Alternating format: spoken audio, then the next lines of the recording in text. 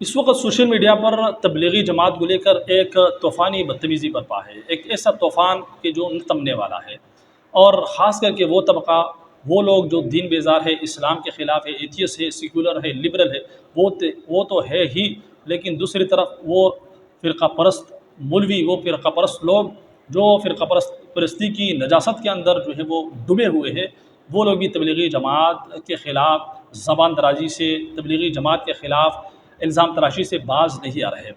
بہرحال تبلیغی جماعت وہ جماعت ہے جو ہماری محسن ہے، جنہوں نے اس پوری دھرتی پر، اس پوری روئے زمین پر 6 بر اعظموں کے اندر باقاعدہ ایک انقلاب برپا کر دیا۔ وہ لوگ جو دین سے دور تھے، وہ ان کو دین کے قریب لائے۔ وہ مسلمان جو دین سے دور ہو رہے تھے، اسلام سے دور ہو رہے تھے، سنتوں کو چھوڑ رہے تھے، ان کو اسلام کے اوپر لانے والی جماعت، جنہوں نے ہزاروں لاکھوں نہیں بلکہ کروڑوں غیر مسلموں کو اسلام میں داخل کیا، ایک ذریعہ بنی یہ جماعت۔ بہت بڑی محسن ہے۔ میں اپنا جو ہے اگر اپنا ذاتی رائے بھی دوں تو اگر آپ کے سامنے کچھ بول رہا ہوں، یہ جو چہرہ نظر آ رہا ہے، داڑھی نظر آ رہی ہے، ٹوپی نظر آ رہی، اگر سنتوں کے مطابق میری زندگی ہے تو یہ تبلیغی جماعت ہی کی وجہ سے ہے۔ بہرحال بہت بڑی محسن ہے۔ آج آپ کے سامنے ایک ویڈیو لے کر آیا ہوں۔ یقین کریں مولانا منظور مینگل صاحب کی یہ ویڈیو دیکھی تو میرے آنکھوں سے جو ہے آنسو نکل آئے۔ خود مولانا منظور مینگل صاحب کے آنکھوں سے بھی آنسو نکل آئے۔ تبلیغی جماعت کے حوالے سے یہ ویڈیو ہے، اس ویڈیو کو جو ہے وہ سنیں۔ آپ جو ہے تعصب کے جو عینک ہے، تعصب کے جو چشمے ہے وہ اتار کر آپ ذرا اس ویڈیو کو سماعت کیجیے اور دیکھیے، اور آخر میں تبلیغی جماعت کے حوالے سے اچھا سا کومنٹس پہ ضرور لکھیے۔ آج اللہ کے فضل و کرم سے ایسی جگہوں میں یہ تبلیغی جماعت والے گئے۔ آپ میری بات ذرا سن لینا۔ لاہور ڈیفنس، کراچی میں ڈیفنس ہے، لاہور ڈیفنس میں بھی ہے۔ ہمارے تو آپ نے بیروئیوں کو، بلوچوں کو یہ تو جانتا ہے، میرا بھائی جان ہمارے ساتھ رہ چکا ہے۔ ہم لوگوں کو بولنے کی کوئی تمیز نہیں ہے، آپ لوگ ناراض بھی نہ ہو، محسوس نہ کریں۔ ہم لوگ تو بس اپنی بکری چرانے والے، اونٹ چرانے والے، ہمارا ذہن بھی اس طرح ہوتا ہے۔ کراچی ڈیفنس الگ ہے، لاہور ڈیفنس الگ ہے۔ لاہور ڈیفنس میں تبلیغی جماعت چلی گئی، تبلیغی جماعت چلی گئی تو وہاں پر جا کر کے دروازے کھٹکھٹائے۔ باہر نکلا کرنل، اس کی آنکھیں سرخ ہو چکی ہے، کرنل صاحب نکلا اور بلوچ نے اس کو فوراً پہچان لیا۔ چور تھا، ڈاکو بلوچ تھا جو کہ تبلیغی جماعت میں انہوں نے کھٹکھٹایا۔ کرنل باہر نکلا، کون ہو؟ کہنے لگے تبلیغی جماعت۔ بھائی مسجد جماعت ہماری آئی ہے، قریبی مسجد میں، بھائی اللہ راضی ہو جائے آپ 5 منٹ تشریف لائیں، ہم غریبوں کی بات سن لیں۔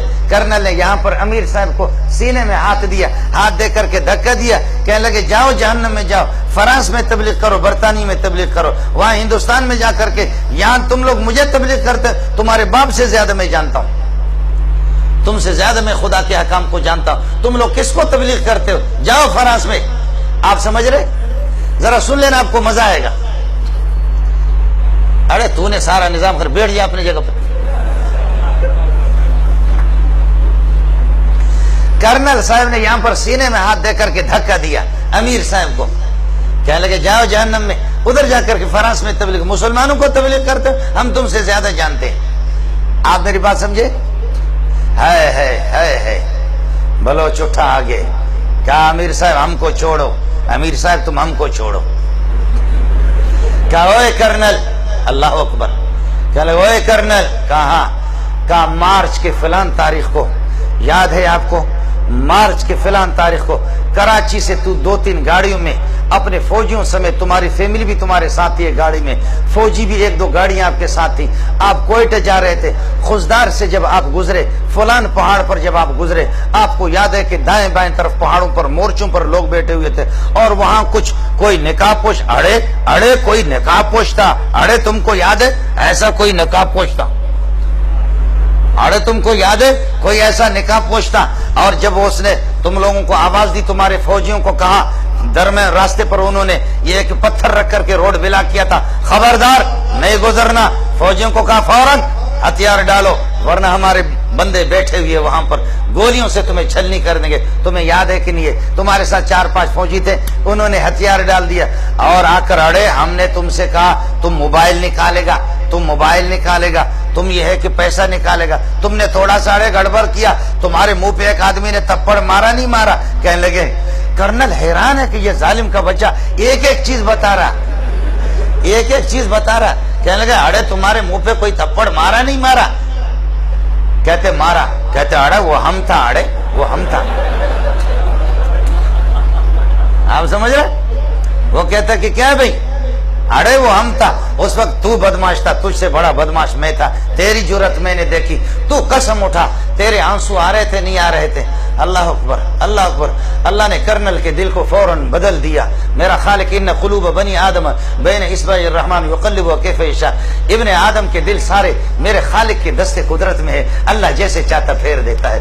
کرنل کے آنسو آگے امیر صاحب کے پاؤں پہ پڑنے لگے، کہنے لگے امیر صاحب خدا الیاس کے قبر پر نور نور اور رحمتوں کی بارش کر دے۔ الیاس کیسے؟ اس قسم کے بغیرت اور ایسے جانور بلوچوں کو بھی تم نے مسلمان بنا دیا، خدا الیاس پر رحم کرے۔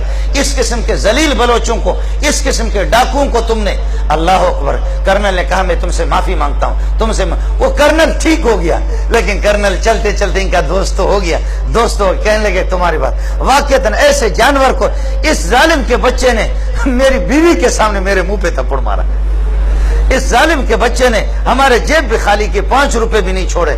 قربان جاؤں الیاس کی قبر پہ، قربان جاؤں کہ ایسے لوگوں کو ہم لوگ فوجی لوگ قابو نہیں کر سکے۔ شاباش شاباش، ان کو تبلیغیوں نے ان کو کنٹرول کر لیا۔ پھر کرنل نے تھوڑی دیر کے بعد مذاق کیا، کہتے اے بلوچ کا بچہ، ارے تمہارا باپ یہاں سے جائے گا، ابھی میں فوجیوں کو فون کرتا ہوں تم کو پکڑ کر کے تم کو الٹا لٹکائیں گے۔ تو کیا کہتے ہیں بلوچ کا، ارے تم فوجی کو فون نہیں کرے گا، ہم تمہارا گلا دبائے گا۔ آپ سمجھ رہے نہیں سمجھ رہے؟ جی ہاں، یہ وہ لوگ ہیں کہ جنہوں نے واقع مجھ سے خود بیان کیا ہے، میں انشاءاللہ آپ سے ملا بھی سکتا ہوں۔